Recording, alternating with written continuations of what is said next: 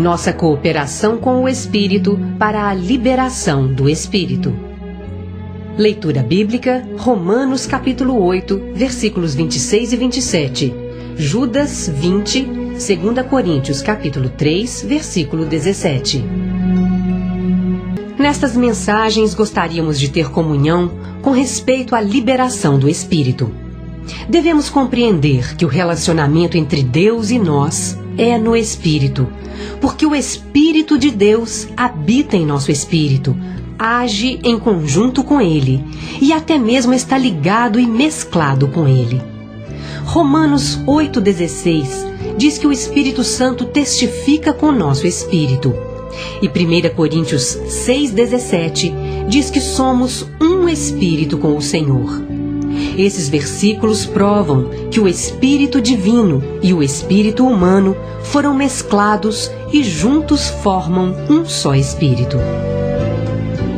Cooperar com o Espírito Santo.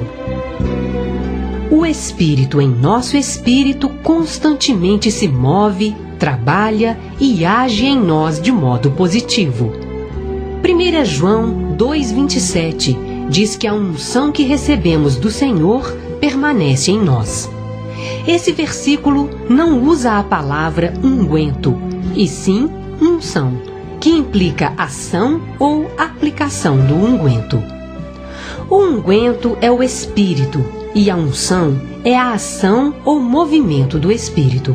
Assim, esse versículo prova que o Espírito Santo, que está em nós hoje como o unguento, constantemente se move, trabalha e age em nós de modo positivo.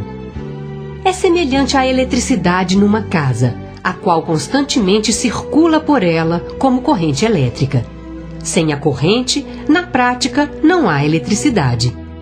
Assim, para que haja eletricidade na casa, a corrente deve mover-se, circular e fluir constantemente por toda a casa. Da mesma maneira, o Espírito Santo em nós sempre se move. Todavia, o problema hoje é que, na maior parte do tempo, nós limitamos, frustramos e impedimos o mover, o trabalhar e agir do Espírito. O problema não é que ele não trabalhe em nós. Pelo contrário, ele sempre trabalha. A questão é que não cooperamos suficientemente com ele. Podemos ilustrar isso usando o exemplo do casamento. Um casamento é a união de duas pessoas em uma só. Porém, se a esposa nunca coopera quando o marido age, ele nada pode fazer. Assim é nosso relacionamento com o Senhor. Ele se mesclou conosco e agora trabalha em nós, porém não cooperamos muito com ele. Geralmente oramos ao Senhor para que opere, dizendo: Senhor, aguardamos por teu operar. Porém não compreendemos que ele aguarda nossa cooperação. Talvez ele nos diga: tenho aguardado sua cooperação por muito tempo. O problema não está com o Senhor, porém conosco. O princípio básico da necessidade de nossa cooperação deve estar bem claro para nós. Podemos confirmar esse princípio pela experiência. Quando não exercitamos nosso espírito, bloqueamos o espírito. É como fechar o escape de uma chaminé. Quando o fechamos e bloqueamos a corrente de ar, o fogo não queima. De modo semelhante, muitas vezes bloqueamos o mover, a unção e o queimar do Espírito. Não cooperamos com ele, antes nós o apagamos. O Espírito aguarda sempre a oportunidade para queimar. Se lhe dermos essa oportunidade, ele queimará. Assim a responsabilidade recai sobre nós. Se quiséssemos tocar fogo em algo, seria ridículo orar ao fogo dizendo: fogo, por favor, queime. Se o fogo fosse falar, responderia: você deve primeiro cooperar comigo. Você deve me aplicar a algo para que eu queime. Não há necessidade de suplicar ao fogo. Ele está pronto e aguarda a chance de queimar. Se apenas abríssemos o duto ou trouxéssemos madeira e adicionássemos algum combustível, o fogo queimaria. Acontece o mesmo com o Espírito. No passado vi muitos orando: Senhor, enche-nos do Espírito Santo. Aguardamos o derramamento de Pentecostes. Na maior parte das vezes, esse tipo de oração não funciona. Todavia, sabemos pela experiência que sempre que cooperamos com o Espírito Santo, ele é liberado. Devemos ter clareza de que o problema do encher-se do Espírito Santo e sua obra em nós não está relacionado com ele. O problema está em nós. Se não cooperamos com ele, ou não estamos dispostos ou prontos, o Espírito nada pode fazer, senão esperar até que estejamos dispostos e prontos. Orar de acordo com a unção. Se quisermos estar prontos e desejosos de ser cheios do Espírito, temos de orar. Quando oramos por essa questão, devemos esquecer-nos das circunstâncias, das lembranças e dos pensamentos. Em vez disso, devemos estar atentos ao sentido, sentimento ou consciência na parte mais íntima de nosso ser. Esse sentimento é a unção do Espírito Santo em nós. Quando oramos, devemos estar atentos a esse sentimento e expressar o que percebemos em nossa parte mais interior. Não devemos ficar incomodados pelas necessidades ou circunstâncias. Antes devemos ir ao Senhor e prestar atenção ao sentimento na parte mais íntima de nosso ser. Por exemplo, suponha que a esposa de um irmão esteja seriamente doente.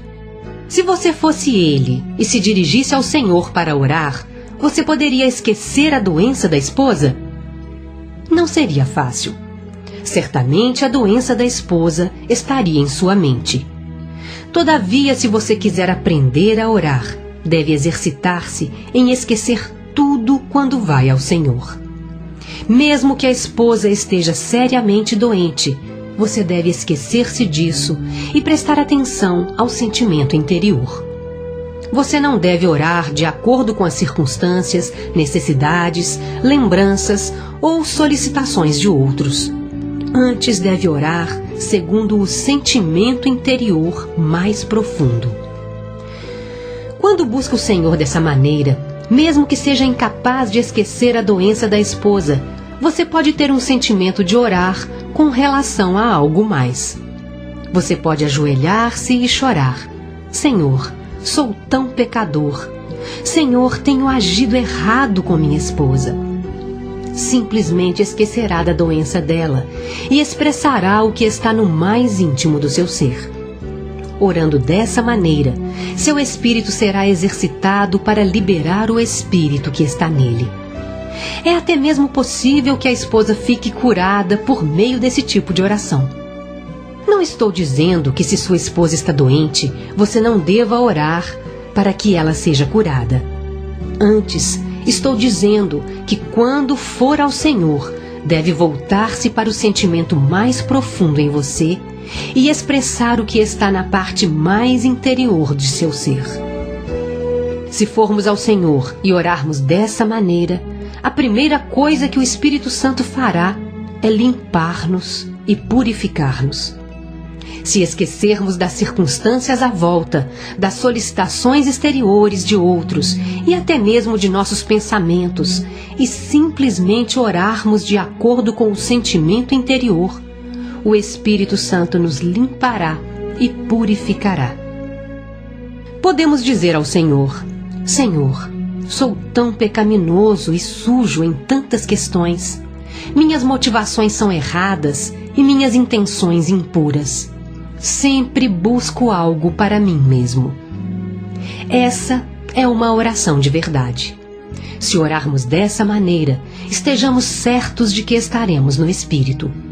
Quanto mais orarmos de acordo com o sentimento interior, mais estaremos no Espírito e mais seremos cheios do Espírito.